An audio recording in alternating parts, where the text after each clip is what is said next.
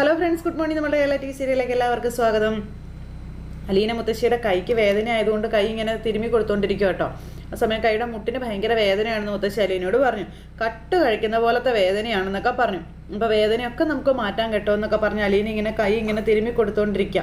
അപ്പോൾ മുത്തശ്ശിയാണെന്നുണ്ടെങ്കിൽ ഇങ്ങനെ അലീനയെ നോക്കുന്നു. അപ്പോൾ വൈജ പറഞ്ഞ കാര്യങ്ങൾ മുത്തശ്ശിയുടെ മനസ്സിൽ ഇങ്ങനെ കിടക്കുകയല്ലേ. ഇങ്ങനെ എന്നിട്ട് മുത്തശ്ശി ആലോചിക്കും കേട്ടോ, ഇതിപ്പോൾ തന്നെ അലീനയോട് ചോദിച്ചാലോ എന്നൊക്കെ. എന്നിട്ട് എടി കൊച്ചേ, എന്താ മുത്തശ്ശി ഈ നീ ആഗ്രയിൽ പോയിട്ടുണ്ടോ എന്ന് ചോദിച്ചു. അപ്പം നമ്മുടെ അലീന ഇങ്ങനെ ഇല്ല പോയിട്ടില്ല. അതെന്താ? മുത്തശ്ശി പോയിട്ടുണ്ടോ എന്ന് ചോദിച്ചു. ഒരു പ്രാവശ്യം ഞാൻ പോയിട്ടുണ്ട്. ഗംഗാധരന് ആദ്യത്തെ കൊച്ചുണ്ടായപ്പോൾ ഞങ്ങളെല്ലാവരും കൂടി കാണാനായിട്ട് പോയായിരുന്നു. അപ്പോഴാണോ മേഡം ആഗ്രയിൽ പോയി താമസിച്ചത്? അന്നേരം അപ്പോഴല്ല, അത് രണ്ടാമതും അപ്പം അവൾ പ്രസവിച്ചപ്പോഴാണ്. ആദ്യം പോയപ്പോൾ വൈജ ഞങ്ങളുടെ കൂടെ വന്നില്ലായിരുന്നു എന്ന് പറഞ്ഞു. അല്ല മുത്തശ്ശി എന്താ ഇപ്പം അത് ചോദിച്ചേ, ഞാൻ ആഗ്രയിൽ പോയിട്ടുണ്ടോയെന്ന്? അല്ല, കാണാൻ നല്ല സ്ഥലമാണ്. അവിടെയല്ലേ താജ്മഹലൊക്കെ ഉള്ളത്. അപ്പം മേഡം അവിടെ സ്കൂൾ ടീച്ചറായിരുന്നു എന്ന് മുത്തശ്ശി എന്നോട് പറഞ്ഞിട്ടുണ്ടല്ലോ എന്ന് അലീന പറയുമ്പോൾ, അത് ശരിയാ, അത് ഞാൻ പറഞ്ഞിട്ടുണ്ട്. പക്ഷെ അവൾ തിരുവനന്തപുരത്ത് ശാസ്തമംഗലത്ത് താമസിച്ച കാര്യം ഞാൻ നിന്നോട് പറഞ്ഞിട്ടില്ലല്ലോ. അപ്പം ഇല്ല, അത് മനുവേട്ടനാണ് എന്നോട് പറഞ്ഞതെന്ന് പറഞ്ഞു. അവൻ എപ്പോൾ പറഞ്ഞു? തിരുവനന്തപുരത്ത് ഒരു രാമുണ്ണിയമ്മാവനില്ലേ? ഉണ്ട്. അതെൻ്റെ നേരാങ്ങളെയാ, ഇപ്പോഴില്ല, മരിച്ചു പോയെന്ന് പറഞ്ഞു. ബന്ധുക്കളുടെ കാര്യമൊക്കെ പറഞ്ഞു വന്നപ്പം മേഡം കുറച്ചു കാലം ശാസ്തമംഗലത്ത് താമസിച്ചിട്ടുണ്ടെന്ന് പറഞ്ഞു എന്ന കാര്യം അലീന ഇങ്ങനെ മുത്തശ്ശിയോട് പറയുക കേട്ടോ. അല്ലാതെ വേറൊന്നും പറഞ്ഞില്ലല്ലോ. ഇല്ല, വേറൊന്നും പറഞ്ഞില്ല. അല്ല, അതെന്താ? വേറെ എന്താ പറയാനുള്ളതെന്ന് അലീന നേരം ചോദിച്ചു. ഒന്നുമില്ല, ഞാൻ വെറുതെ ചോദിച്ചെന്നേ ഉള്ളൂ എന്ന് മുത്തശ്ശി ഇങ്ങനെ പറയൂ കേട്ടോ. അപ്പൊ അലീനയ്ക്ക് കാര്യം മനസ്സിലായി. മുത്തശ്ശി എന്തോ ഒരു പ്രശ്നം ഉണ്ടല്ലോ എന്ന് അലീന ഇങ്ങനെ പറഞ്ഞ് ചോദിക്കുമ്പോൾ ഒന്നുമില്ലെന്ന് മുത്തശ്ശി പറഞ്ഞു. ആയിക്കോട്ടെ, ഇല്ലെങ്കിൽ വേണ്ട. എൻ്റെ മനസ്സിലുള്ളത് എൻ്റെ മനസ്സിലെ, മുത്തശ്ശിയുടെ മനസ്സിലുള്ളതും അവിടെ തന്നെ ഇരിക്കട്ടെ എന്നും അലീന ഇങ്ങനെ പറയുമ്പം നീ എന്താ പറഞ്ഞേ? നിന്റെ മനസ്സിൽ എന്നതാണെന്ന് മുത്തശ്ശി അന്നേരം ചോദിച്ചു. അന്നേരം അലീന ഒന്ന് ചിരിച്ചു. ഒന്നുമില്ലെന്നേ എന്നും പറയുമ്പോൾ ഒന്ന് പോടി അവിടെ നിന്നും പറഞ്ഞോണ്ട് ഇങ്ങനെ മുത്തശ്ശി പറയാം. ഇപ്പം ആ കാര്യം ഇവിടെ എടുത്തിട്ടത് എന്തിനാണെന്ന് അലീന ചോദിച്ചു. ആഗ്രയിലെ ചരിത്രമൊക്കെ അറിയാവുന്ന നീ വൈജയോട് എങ്ങാനും പറഞ്ഞായിരുന്നോ എന്ന് ചോദിച്ചു. എന്നെ പിരിച്ചു വിടുമെന്ന് പറഞ്ഞ് വരട്ടിയപ്പോൾ ഞാൻ തിരിച്ചു വന്ന് വരട്ടിയതാ. ആഗ്രയിലെ ചരിത്രം അറിയാവുന്ന. അന്നേരം മുത്തശ്ശി ഇങ്ങനെ നോക്കി. ആഗ്രയിലെ എന്ത് ചരിത്രം? അയ്യോ എനിക്കൊന്നും അറിയില്ല എന്ന് അലീന അന്നേരം പറഞ്ഞു. മുത്തശ്ശി അന്നേരം അലീന ഇങ്ങനെ നോക്കുക കേട്ടോ. മുത്തശ്ശി അന്നേരം ചോദിച്ചു, ആഗ്രയുടെ ചരിത്രം എന്ന് എടുത്തു പറയാൻ എന്താ കാരണം എന്നിങ്ങനെ ചോദിക്കുമ്പോൾ ഉണ്ടല്ലോ, എൻ്റെ ദൈവമേ, ഞാൻ വെറുതെ ചുമ്മാ തട്ടി വിട്ടതാ, അല്ലാണ്ട് എനിക്കെന്തറിയാമായിട്ടാ. അല്ല, അവിടെ എന്തെങ്കിലും സംഭവിച്ചിട്ടുണ്ടായിരുന്നോ എന്ന് ചോദിച്ചു. അവിടെ ഇപ്പം എന്ത് സംഭവിക്കാൻ? ഒന്നും സംഭവിച്ചിട്ടില്ല എന്ന് പറഞ്ഞോണ്ട് മുത്തശ്ശി എന്നിട്ട് ഇങ്ങനെ കള്ള നോട്ടം നോക്കുക അലീനയെ.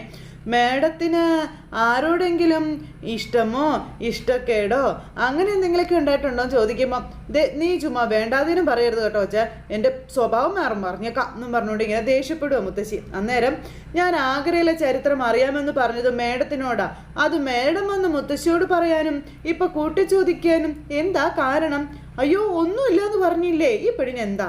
ഒന്നുമില്ലെങ്കിൽ പിന്നെ എന്തിനാ മേഡം വരേണ്ടതെന്നും അലീന ചോദിച്ചു. അവള് വരണ്ടിട്ടൊന്നും പറഞ്ഞതൊന്നും അല്ല, വൈജ നിന്നെ പേടിക്കാനും. കൊള്ളാം, ഇതുവരെ എനിക്ക് ആഗ്രഹയെപ്പറ്റി സംശയമൊന്നും ഉണ്ടായിരുന്നില്ല എന്ന് ഇപ്പം എനിക്ക് തോന്നുന്നു. അവിടെ എന്തോ ഒന്ന് സംഭവിച്ചിട്ടുണ്ടെന്ന്. അപ്പോൾ ഒന്നുമില്ലടി കൊച്ചേ, ഞാനല്ലേ പറഞ്ഞത് ഒന്നുമില്ലാന്ന്. എനിക്കൊന്നും അറിയണമെന്നൊന്നുമില്ല. മുത്തശ്ശി ഇങ്ങോട്ട് ചോദിച്ചത് കൊണ്ട് പറഞ്ഞതേ ഉള്ളൂ കേട്ടോ. അല്ലെങ്കിൽ തന്നെ അവള് ആഗ്രയിൽ പോയി വന്നതിന് ശേഷം 10-22 വർഷം കഴിഞ്ഞില്ലേ എന്ന് ചോദിക്കാം മുത്തശ്ശി. എന്തിനാ വെറുതെ പണ്ട് കുഴിച്ചിട്ടതൊക്കെ മാന്താൻ പോകുന്നത്? അതെല്ലാം എന്നേ ദ്രവിച്ചു പോയി എന്നൊക്കെ ഇങ്ങനെ മുത്തശ്ശി പറയുമ്പം പണ്ട് കുഴിച്ചിട്ടത് എന്താ മുത്തശ്ശി? അപ്പം മനുഷ്യനെയും മൃഗത്തിനെയും ഒന്നും അല്ല, പണ്ട് നടന്ന കുറേ സംഭവങ്ങളാണെന്ന് പറയുമ്പം വീടെപ്പോ മതി തടവിയെന്ന് പറഞ്ഞോണ്ട് കൈയൊക്കെ തട്ടിപ്പറിച്ചു മേടിച്ചു. അപ്പോഴേക്കും പിണങ്ങിയല്ലേ? പിണങ്ങി. ശരി എന്ന് പറഞ്ഞ് നമ്മുടെ അലീന ഇങ്ങനെ ഇരുന്ന് നോക്കുക മുത്തശ്ശിയെ. എന്നിട്ടൊരു ചിരിയൊക്കെ ചിരിച്ച് എന്നും പറഞ്ഞ് ഇങ്ങനെ തലയാട്ടും കേട്ടോ. അപ്പം എന്നാ തിരുമ എന്ന് പറഞ്ഞോണ്ട് മുത്തശ്ശി വീണ്ടും കൈ അങ്ങ് വെച്ച് കൊടുത്തു. നമ്മുടെ അലീന വീണ്ടും തിരുമാൻ തുടങ്ങി. അങ്ങനെ അലീന തൻ്റെ മുത്തശ്ശിയുടെ കൈ തിരുമ്മി കൊടുക്കുക കേട്ടോ. മുത്തശ്ശി എന്നിട്ട് ഇങ്ങനെ അലീനയെ നോക്കി ഒരു ചിരിയൊക്കെ ആയിട്ട് ഇങ്ങനെ അവിടെ കിടക്കുന്നു. അങ്ങനെ അമ്മയും കൊച്ചുമോളും കൂടി ഇങ്ങനെ എനിക്കപ്പോൾ അലീന ഇങ്ങനെ ഇരുന്ന് ആലോചിച്ച് തിരുമ്മിക്കൊണ്ടിരിക്കുക. മുത്തശ്ശി അത് ശ്രദ്ധിക്കുന്നുണ്ട് അലീനയുടെ നോട്ടമൊക്കെ വേറെ എങ്ങോട്ടോ ആണ്, ചിന്ത വേറെ എവിടെയോ ആണ്. തിരുമ്മി കൈയുടെ ആ സ്പീഡും കാര്യങ്ങളൊക്കെ കുറഞ്ഞു വരുന്നു. സമയത്ത് അലീന പിന്നെ മുത്തശ്ശി ഒന്ന് നോക്കി, മുത്തശ്ശി അലീനെ തന്നെ നോക്കി കിടക്കുന്നു. എന്തൊക്കെയോ മുത്തശ്ശിയുടെ മനസ്സിൽ ഇങ്ങനെ കിടന്ന് കറങ്ങി തിരിയുക. ഇതെല്ലാം കഴിഞ്ഞ് നമ്മുടെ അലീന അടുക്കളയിൽ ചെന്ന് കഴിഞ്ഞപ്പോൾ മല പോലെ പാത്രം കൂട്ടിയിട്ടിരിക്കുക കഴുകാനായിട്ട്. അങ്ങനെ ആ പാത്രങ്ങളെല്ലാം അത് അവിടെ നിന്ന് കഴുകിക്കൊണ്ടിരിക്കുക കേട്ടോ. അങ്ങനെ ഓരോ പണി ഇങ്ങനെ കൂടി കിടക്കുക. അപ്പോഴേക്കും കൃഷ്ണ അങ്ങോട്ടേക്ക് എന്തായി കാണിക്കണം, മാറിങ്ങോട്ടോ എന്നും പറഞ്ഞു. അങ്ങനെ കൃഷ്ണ വന്ന് അലീനെ പിടിച്ചു മാറ്റി. അതിന് തന്നേ എന്നും പറഞ്ഞുകൊണ്ട് ഇങ്ങനെ മേടിച്ച ആ പാത്രം മുഴുവൻ കൃഷ്ണ കഴുകാൻ നോക്കുക. തല്ലുകൊള്ളാനുള്ള പണിയായിട്ട് ഇറങ്ങിയിരിക്കുകയല്ലേ എന്നും പറഞ്ഞു കേട്ടോ വന്നത്. മോളെ, മേഡം ഇത് കണ്ടാ എന്നെ വഴക്ക് പറയുമെന്ന് പറഞ്ഞു അലീന. ഇങ്ങോട്ട് വരട്ടെ, മേഡത്തിനോട് ഞാൻ പറഞ്ഞോളാവെന്ന് കൃഷ്ണ അന്നേരം പറഞ്ഞു. ഷോ എൻ്റെ ദൈവമേ എന്നും പറഞ്ഞുകൊണ്ട് നമ്മുടെ അലീന ഇങ്ങനെ നിൽക്കുക കേട്ടോ. എന്നിട്ട് അലീന പിന്നെ പതുക്കെ കൃഷ്ണയുടെ അടുത്തേക്ക് ചെന്നിട്ട് കൃഷ്ണയുടെ തോളയിൽ ഇങ്ങനെ കൈ വെച്ചു. എന്നിട്ട് ഇങ്ങനെ കൃഷ്ണ ചെയ്യുന്നത് നോക്കി ഇങ്ങനെ നിൽക്കുക. അങ്ങനെ അവർ രണ്ടുപേരും കൂടി ഇങ്ങനെ പാത്രമൊക്കെ കഴുകിക്കൊണ്ട് നിൽക്കുമ്പോൾ കൃഷ്ണേ എന്നും പറഞ്ഞുകൊണ്ട് ദേ വരുന്നു അവിടെ മല ഇളക്കിക്കൊണ്ട് വൈജ. അപ്പം എന്നാ കൃഷ്ണയ്ക്ക് എന്ന് ചോദിച്ചു കേട്ടോ. ഇത് കണ്ടില്ലേ, അപ്പം നിനക്ക് പഠിക്കാനൊന്നും ഇല്ലേടി? അപ്പം ഞാൻ പഠിക്കുവാ, ഇതും പഠിക്കേണ്ടതല്ലേ, പുസ്തകം മാത്രം പഠിച്ചാൽ മതിയോ എന്ന് ചോദിച്ചു. ഈ ജോലി ചെയ്യാനാ ഇവളെ നിർത്തിയിരിക്കുന്നതെന്ന് വൈജ പറയുമ്പം ഇവൾക്കിപ്പോൾ വേണ്ടതേ റെസ്റ്റ് ആണെന്ന് പറഞ്ഞു. അതാരും പറഞ്ഞില്ലേ മേഡത്തിനോടൊന്നും കൃഷ്ണ വൈജയോട് ചോദിച്ചു. ഇങ്ങനെ നിന്ന് അങ്ങനെ പാത്രങ്ങളൊക്കെ കഴുകുമ്പോഴേ വയറിൻ്റെ മസൻസിൽ പിടുത്തമുണ്ടാകും. മേഡത്തിന് അതൊക്കെ അറിയാവുന്നതല്ലേ എന്ന് ചോദിച്ചു. നിന്റെ തർക്കുത്തരം കൂടെ കൂടുന്നുണ്ട് കേട്ടോടി. വന്ന് നിനക്ക് എന്തും പറയാമെന്നായോ എന്ന് ചോദിച്ചു വൈജ കൃഷ്ണയോട് ദേഷ്യപ്പെട്ടു. ഞാഞ്ഞൂലും തല ഒരുപാട് പൊക്കണ്ട കേട്ടോ എന്ന് പറഞ്ഞു. ഗ്രഹണ സമയത്ത് ഞാഞ്ഞൂലും തല പൊക്കാവുന്നാണെന്ന് വൈജയോട് കൊച്ചു പറയുമ്പോൾ വൈജയുടെ ഉത്തരം മുട്ടി. വൈജ മിണ്ടാണ്ട് നിൽക്കുക. നീ വെറുതെ നിൽക്കുവാണെങ്കിൽ ചായ എടുക്കടി എന്നും പറഞ്ഞു അലീനയോട് പറയുമ്പം അത് ശരിയാ, എന്തെങ്കിലുമൊക്കെ ചെറുതായിട്ട് ചെയ്യിച്ച് വെറുതെ നിൽക്കുന്നതാ മേഡത്തിന് പ്രശ്നമെന്ന് പറഞ്ഞു കൃഷ്ണ. അപ്പോഴത്തേക്കും ഷോ എന്നും പറഞ്ഞുകൊണ്ട് ഇങ്ങനെ നിൽക്കുക നമ്മുടെ അലീനയ്ക്ക് ആകെ ടെൻഷനാണ്, പേടിയും. ഒരു മൂളി വൈജ അവിടെ നിന്ന് അങ്ങോട്ടേക്ക് പോയി. വൈജ അവിടെ നിന്ന് അങ്ങ് പോയി കഴിഞ്ഞപ്പോൾ അലീന ദേ നീ എന്തിനാ അങ്ങനെയൊക്കെ പറയാൻ പോയത്, ഇച്ചിരി കൂടുതലായിട്ടോ, അപ്പം ഇത്രയ്ക്കൊക്കെ വേണം, പിടിച്ച് നിൽക്കണ്ടേ എന്ന് കൃഷ്ണ അലീനയോട് ചോദിക്കാം. പിന്നെ മോളെ ഞാൻ ചായ ഉണ്ടാക്കട്ടെ ഏട്ടോ തൊട്ടെന്ന് പറഞ്ഞുകൊണ്ട് ചായ ഉണ്ടാക്കുന്നു. ഈ സമയത്ത് ദേ നമ്മുടെ ബാലചന്ദ്രൻ പോയിട്ട് വീട്ടിലോട്ട് വന്നു. അലീന വന്നു വാതിൽ തുറന്നു കൊടുത്തു. ഒരു ചെറു പുഞ്ചിരിയോടെ ബാലചന്ദ്രൻ ബാലനകത്തേക്ക് കയറി കഴിഞ്ഞപ്പോൾ അലീന വാതിലടച്ചു. അപ്പോഴാണ് ബാലൻ്റെ മനസ്സിൽ അമ്മയുടെ ഫോൺ എന്നുള്ളൊരിത് വന്നത്. അവിടുന്ന് നേരെ അമ്മയെ കാണാനായിട്ട് ബാലൻ അങ്ങോട്ട് പോകാൻ നോക്കുമ്പോൾ അലീന അടുത്തേക്ക് ചെന്നു. അപ്പോൾ ചോറും കറിയൊക്കെ ഉണ്ടല്ലോ അല്ലേ എന്ന് ചോദിച്ചു. ഉണ്ട്. നീ റെസ്റ്റിലാണെന്ന് കരുതിയിട്ടാട്ടോ ചോദിച്ചത്. അപ്പോൾ കറികൾ കുറവാണെന്നേ ഉള്ളൂ, ഉണ്ടെന്ന് പറഞ്ഞു. നീ ഒരു കാര്യം ചെയ്യാം, ഒരു ഉണക്കച്ചെമ്മീൻ ഇരിപ്പുണ്ടോ ഇവിടെ? ഉണ്ട്. അത് വെച്ച് നീ ഒരു ചമ്മന്തി ഉണ്ടാക്കുക. അപ്പോൾ കഴിഞ്ഞ ദിവസം നീ എനിക്ക് ഉണ്ടാക്കി തന്നിട്ടുണ്ട്, അതിന് നല്ല ടേസ്റ്റായിരുന്നു. അതുകൊണ്ടെങ്കിൽ പിന്നെ എനിക്ക് വേറെ ഒന്നും വേണ്ട, അത് ഞാനിപ്പോൾ തന്നെ ശരിയാക്കി തരാമെന്ന് പറഞ്ഞു. അലീന അങ്ങ് പോകുമ്പം അതെ അരയ്ക്കാനൊന്നും പോകണ്ട, മിക്സി മേലെ അരച്ചാൽ മതി കേട്ടോ എന്ന് പറഞ്ഞു. അമ്മ ചോറുണ്ടായിരുന്നോ? ഇല്ല. അമ്മയ്ക്കും ഇഷ്ടമായിരിക്കും, നീ ചെന്നുണ്ടാക്ക എന്നും പറഞ്ഞ് അലീന പോയി. അലീന അങ്ങ് പോയപ്പോൾ അമ്മയുടെ മുറിയിലേക്ക് നേരെ ബാലൻ ചെന്നു. അപ്പോൾ അമ്മയുടെ മുറിയിലേക്ക് ബാലൻ ചെന്നിട്ട് ഫോണിൻ്റെ കാര്യം ആലോചിച്ചു. അങ്ങനെ ഫോൺ അമ്മയുടെ കയ്യിൽ നിന്ന് മേടിക്കാമെന്നൊക്കെ വിചാരിച്ച് നേരെ അമ്മയുടെ മുറിയിലേക്ക് പോവാട്ടോ. അപ്പം അമ്മ ഇങ്ങനെ അവിടെ കിടക്കുന്നു. ബാല നീ വന്നോ? അപ്പം അലീന കാണുന്നുണ്ടോ കേൾക്കുന്നുണ്ടോ എന്നൊക്കെ നോക്കിയിട്ടാണ് അകത്തേക്ക് കയറിയത്. അമ്മ ഊണ് കഴിച്ചില്ല എന്ന് അലീന പറഞ്ഞു. എനിക്ക് ധൃതിയൊന്നും ഇല്ല, എങ്ങും പോകുന്നൊന്നുമില്ലല്ലോ, ഈ കിടപ്പല്ലേ എന്ന് അമ്മ അന്നേരം പറയും കേട്ടോ. അമ്മയ്ക്ക് ഞാനിവിടെ ചെറിയൊരു TV വെച്ച് തരാമെന്ന് പറഞ്ഞു. അപ്പം ഞാൻ ഇന്നാൾ വൈജയോടൊന്ന് പറഞ്ഞതാ. അന്നേരം അവൾ എന്നോട് പറഞ്ഞു അലീന എപ്പോഴും TV കണ്ടുകൊണ്ടിരിക്കും, വീട്ടിലെ പണിയൊന്നും നടക്കത്തില്ല എന്ന്. അമ്മ ഉടനെ എഴുന്നേറ്റ് നടക്കുമല്ലോ എന്ന് വിചാരിച്ചിട്ടാണ് ഞാൻ വാങ്ങാതിരുന്നത്. അപ്പം ഞാനും അങ്ങനെയാ മോനെ വിചാരിച്ചത്, എന്നാ പറയാനാ. എൻ്റെ വിധി. സാരമില്ല, നമുക്ക് ഒരെണ്ണം വാങ്ങിക്കാം, ഇവിടെ ഒരെണ്ണം പിറ്റ് ചെയ്യാം എന്നിങ്ങനെ പറഞ്ഞു. എന്നിട്ട് ബാലൻ ഇങ്ങനെ നിന്ന് ഇങ്ങനെ കറങ്ങുക. അല്ല അമ്മയുടെ ഫോൺ എന്ത് ചെയ്യും? അപ്പോൾ അതിവിടെ ഉണ്ടല്ലോ, ഇത് നമ്പർ തപ്പി എടുത്തു. ഇതെന്താ അമ്മ സൈലൻറ്റിൽ ഇട്ടിരിക്കുകയാണോ? അമ്മ വിളിച്ചിട്ട് എടുക്കുന്നില്ലല്ലോ എന്ന് പറയുമ്പോൾ ആണോ, എനിക്കറിയാൻ മേലല്ലോ. അങ്ങനെ ബാലൻ അമ്മയുടെ ഫോൺ മേടിച്ചിട്ട് അതിനകത്ത് പലതും ഇങ്ങനെ നോക്കുക. അങ്ങനെ കോൾ ഹിസ്റ്ററി ഒക്കെ എടുത്ത് നോക്കിക്കഴിഞ്ഞപ്പോൾ അമ്മയുടെ നമ്പറിൽ നിന്ന് രോഹിത്തിനെ വിളിച്ചിരിക്കുന്നതൊക്കെ കിട്ടി. പെട്ടെന്ന് തന്നെ അതിൻ്റെ ഇതെല്ലാം ബാലൻ അമ്മയുടെ ഫോണിൽ നിന്ന് ബാലൻ്റെ ഫോണിലേക്ക് ആക്കി. ആ റെക്കോർഡ് മുഴുവൻ വാട്സപ്പ് വഴി ഇതിനകത്തേക്ക് എടുത്തു. അങ്ങനെ അതെല്ലാം എടുത്തിട്ട് ബാലൻ ബാക്കിയുള്ളതൊക്കെ ഡിലീറ്റ് ചെയ്തു. അങ്ങനെ കോൾ ലിസ്റ്റും കാര്യങ്ങളും എല്ലാം നോക്കി. അതിന് ശേഷം പിന്നെ അമ്മയുടെ ഫോണിൽ ആ ഒരു കോൾ സെറ്റിങ്ങും ഒക്കെ ആക്കി. കുഴപ്പമൊന്നുമില്ല, കോൾ പോകുന്നുണ്ട് എന്നും പറഞ്ഞിങ്ങനെ ആക്കി. അപ്പോൾ അങ്ങനെ ആ ഒരു സെറ്റപ്പൊക്കെ ചെയ്തിട്ട് ബാലൻ അമ്മയോട് അലീന ഹോസ്പിറ്റലിൽ നിന്ന് വന്നതിന് ശേഷം അമ്മയുടെ കാര്യങ്ങളൊക്കെ ഭംഗിയായി നോക്കുന്നില്ലേന്ന് ചോദിച്ചു. എനിക്ക് എൻ്റെ കൂടെ ഒരാളുണ്ടായാൽ മതിയെന്നേ, നമ്മൾ വിളിച്ചാൽ വിളി കേൾക്കണം, പിന്നെ മരുന്നെടുത്ത് തരുന്നതല്ലാതെ അവളെ കൊണ്ട് വേറെ ഒന്നും ഞാൻ ചെയ്യിക്കത്തില്ല എന്ന് പറഞ്ഞു. അതെന്തായാലും നന്നായി, കുറച്ച് ദിവസത്തേക്ക് കഴിയുമ്പോൾ എല്ലാം ശരിയായിക്കോളൂ എന്ന് പറഞ്ഞു. അവൾ എന്നാ ചെയ്യാനും റെഡിയാണെന്ന് നേരം പറഞ്ഞു. ഞാൻ പറയുന്ന ഊണ് കഴിക്കട്ടെ കേട്ടോ, അലീനയുടെ ഒരു സ്പെഷ്യൽ ഉണ്ടാക്കാൻ പറഞ്ഞിട്ട് പോകുന്നതാണ് കേട്ടോ, ചെമ്മീൻ ചമ്മന്തി. അവളുണ്ടാക്കിയാൽ നല്ല രുചിയാണ് എന്ന് അമ്മ അന്നേരം പറഞ്ഞു. ശരിയെന്ന് പറഞ്ഞു ബാലൻ അങ്ങോട്ടേക്ക് ഇറങ്ങിപ്പോയി. അമ്മ അവിടെ എന്തോ മാസികയോ മറ്റോ വായിച്ചുകൊണ്ട് കിടക്കും ആ സമയത്ത്. പിന്നെയെന്ന് പറഞ്ഞിട്ടുണ്ടെങ്കിൽ നമ്മുടെ അലീന ചോറും കറികളും എല്ലാം അവിടെ കൊണ്ടുവന്ന് വെച്ചു. അതിനുശേഷം ചമ്മന്തി ഉണ്ടാക്കി. ബാലനാണെങ്കിൽ ആ കറിയെല്ലാം എടുത്ത് വേറെ വേറെ ചോറും ഉണ്ട്. അലീന ഉണ്ടാക്കിയ ചമ്മന്തി ബാലൻ ഒരുപാട് അങ്ങ് ഇഷ്ടമായിട്ടോ. ബാലനാണെങ്കിൽ അത് ആദ്യം എടുത്ത് അങ്ങ് കഴിച്ചു നോക്കി. അട്ടിപ്പൊളി, ബെസ്റ്റായിട്ടുണ്ടെന്ന് ഇങ്ങനെ പറയുമ്പം അലീന ഒന്ന് ചിരിച്ചു. അങ്ങനെ അലീന ചോറ് വിളമ്പി കൊടുക്കുമ്പം നീ ഊണ് കഴിച്ചോന്ന് ചോദിച്ചു. ഇല്ല. അതെന്താ കഴിക്കാതിരുന്നത്? മുത്തശ്ശിക്ക് കൊടുത്തിട്ട് ഞാൻ ഇരുന്നോളാവെന്ന് പറഞ്ഞു കേട്ടോ. അമ്മയ്ക്ക് നേരത്തെ ഇതൊക്കെ കൊടുക്കണ്ടേ? അപ്പം ഞാൻ ചോദിച്ചതാ. അന്നേരം മുത്തശ്ശി പറഞ്ഞു വിശപ്പില്ല എന്ന്, അതാ കൊടുക്കാതിരുന്നത്. എന്നാൽ പിന്നെ നീ കൊടുത്തിട്ട് വരാൻ പറഞ്ഞു. ശരിയെന്ന് പറഞ്ഞു. അലീന എന്നിട്ട് ചോറുമായിട്ട് അങ്ങോട്ട് പോയി.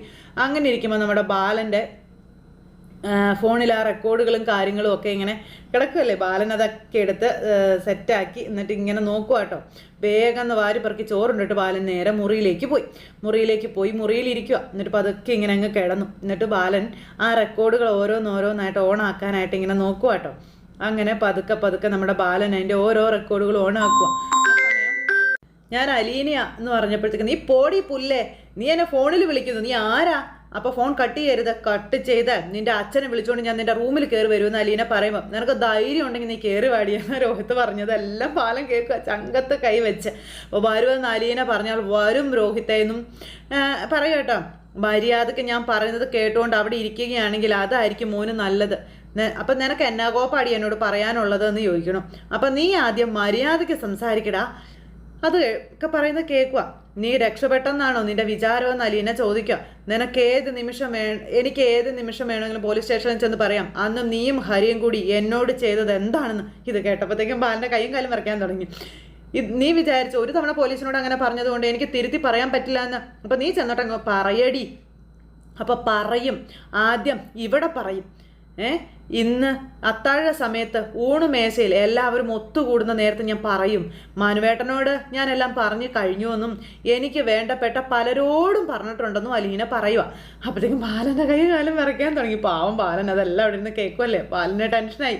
ബാലനാണെങ്കിൽ അലീന പറഞ്ഞ കാര്യങ്ങൾ മുഴുവനും കേൾക്കുന്നു. അതിൻ്റെ കയ്യും കാലും വിറച്ചിട്ടും ശരീരം കുഴഞ്ഞിട്ടും പാടില്ല. പാവം പേടിച്ച് വിറച്ച് സങ്കടപ്പെട്ട് ഇങ്ങനെ ഇരിക്കും കേട്ടോ. അപ്പോൾ കാര്യം ഏതാണ്ടൊക്കെ ബാലന് മനസ്സിലായി.